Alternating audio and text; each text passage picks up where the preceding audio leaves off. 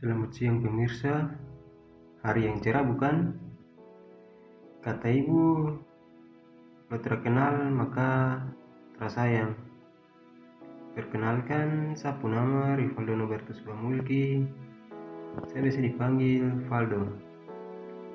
Saya berasal dari Papua, saya datang ke Jambi karena mau kuliah. Nah, pemirsa, jadi itu saya perkenalan singkat. Video ini saya buat untuk memenuhi tugas mata kuliah negara dan kesejahteraan sosial yang diampu oleh Ibu Ari dan Ibu Riri. Saya dari kelompok 1, saya dengan satu teman ada 3 orang. Dan ini sudah kelompok 1. Di sini ada Rahmayana, ada Avana sama Alira. Kesejahteraan dan kemakmuran merupakan salah satu cita-cita yang diusung oleh para pendiri bangsa dan pemerintah Indonesia saat ini.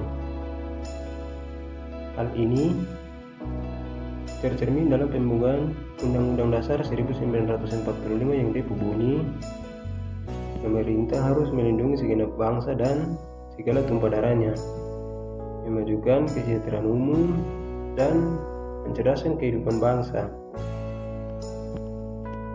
Pada dasarnya, membangun konsep negara kesejahteraan merupakan keinginan terbesar di sebagian besar negara.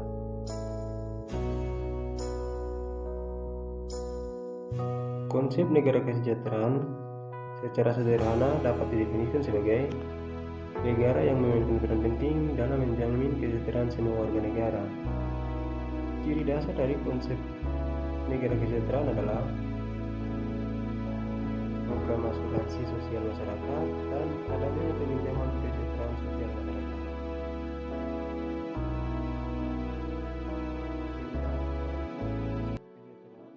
Penerapan konsep kesejahteraan tidak terbatas pada ideologi atau konstitusional suatu negara tertentu, karena setidaknya negara apapun ideologinya tetap memiliki tugas seperti menjaga ketertiban, menjaga kemakmuran dan kesejahteraan, pertahanan, dan yang terakhir,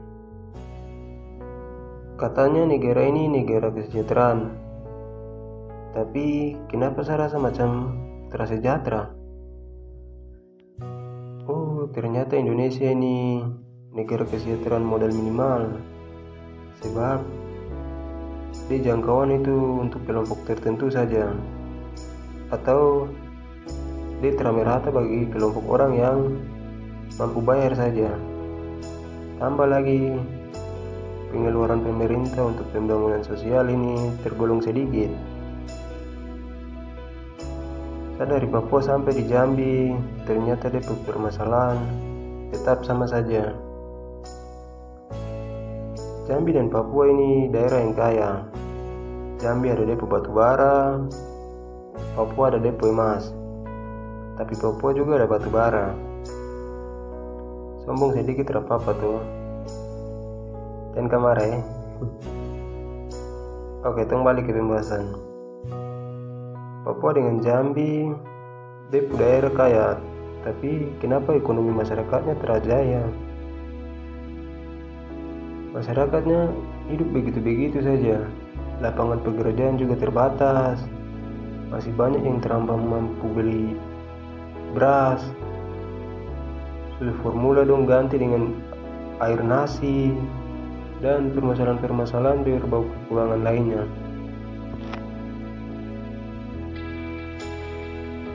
Pendidikan yang masih minim, tidak hanya kualitasnya yang minim, tapi akses untuk bersekolah juga terbatas. Banyak yang dong sekolah pagi, sorenya dong jualan kerupuk. Banyak yang terpaksa dong berhenti sekolah atau terlanjut sekolah ke jenjang yang lebih tinggi. Banyak juga yang tersekolah sama sekali karena keterbatasan biaya. Tidak ada jaminan kesehatan. Ada sih sebenarnya jaminan kesehatan itu, tapi harus sesuai dengan DP tingkatan. Semakin tinggi tingkatannya, semakin mahal DP biaya. Untuk pejabat dan pengusaha batubara dong, bayaran jaminan kesehatan ini memang murah. Tapi untuk toh yang biasa kulit terbakar kena sinar matahari, untuk bayar jaminan kesehatan dan DP pelayanan yang baik, begitu. Mungkin karena perut tuh sembelit, makanya pelayanan rasanya berbelit-belit. Karena membayangkan obat yang pahit, jadi DP pelayanan juga dipersulit.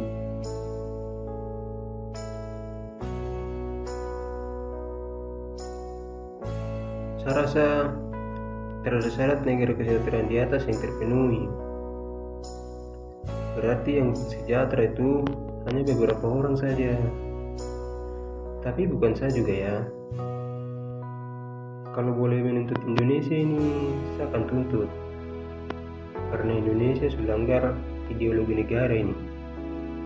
Keadilan sosial bagi seluruh rakyat Indonesia. Dasar negara ini harus dikasih tahu sampai paham.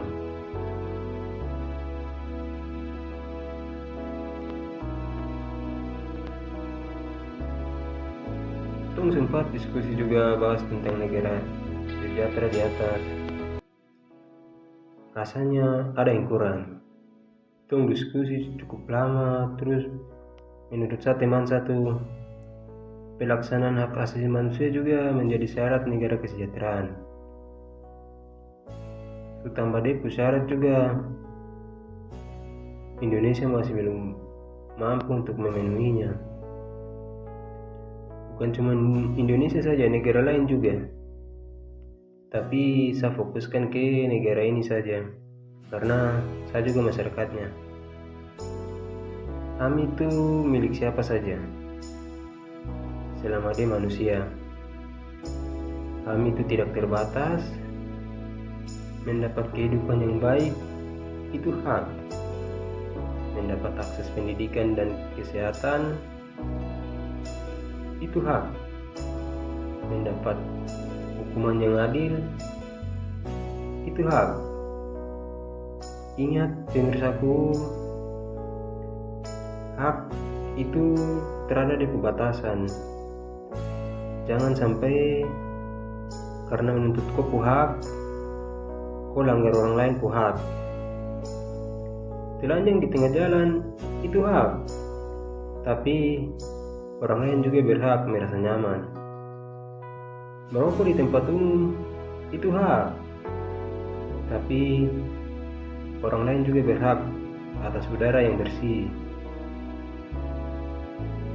Mau marah karena cinta dapat tolak juga itu hak. Tapi bukan berarti kau boleh pukul orang yang tolak kau cinta itu, karena itu dia hak untuk tolak kau cinta. Menjalankan pemerintahan itu hak negara, tapi mendapatkan kehidupan yang sejahtera itu hak warga negaranya.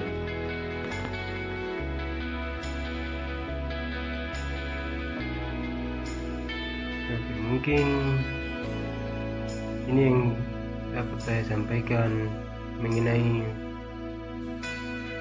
kesejahteraan sosial. Kalau saya ada salah kata, saya minta maaf. Akhir kata saya ucapkan terima kasih banyak.